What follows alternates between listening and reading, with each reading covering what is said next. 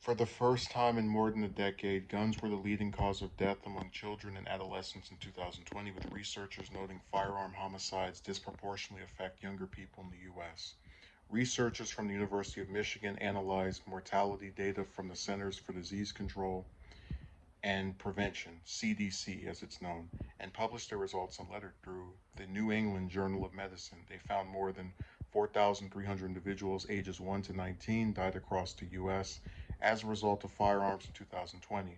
The increasing rate of firearm mortality are a longer term trend and demonstrate that we continue to fail to protect our youngest population from a preventable cause of death, said Jason Goldstick, associate professor at Michigan Medicine, in a statement.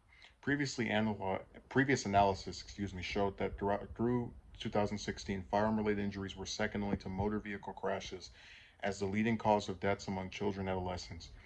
However, since 2016, that gap has narrowed, and within just 4 years, firearm-related injuries surpassed motor vehicle crashes as the leading cause of death in that age group.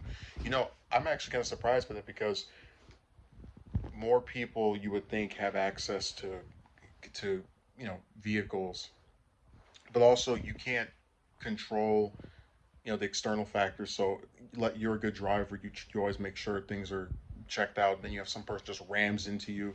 So I would be more convinced, or would have been very convinced, if someone said the leading cause of death for children and adolescents is these car crashes, but that's not the case. Instead, it's these firearms.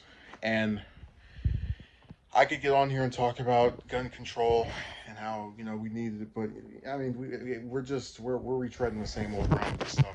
Really, what I'm more interested in is the idea that firearms are so readily available.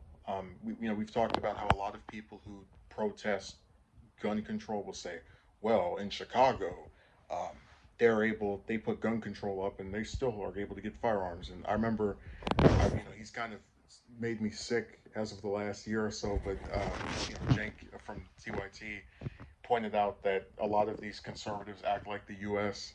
Like the U.S.'s states are islands, as if you can't, if you have gun control rules in, let's say, California, right, my home state, you can't just import a weapon from Texas or go to Nevada or some other state that has lesser restrictions. And that's why this stuff keeps happening, because I think a lot of the laws are mitigated due to the lack of laws in other parts of the country, um, which they do this with other stuff as well. But it's really disturbing that now we're getting to a point where firearm deaths are so common that they're now the most common thing killing adolescents and children, and people just don't seem to really care that much, or they just tell you that you should. It just happens. I don't know. I don't see any of these conservatives giving any solutions on how to stop this stuff. It's like you're so opposed to gun control that you want people to just have guns everywhere, whatever, whatever. I'm done.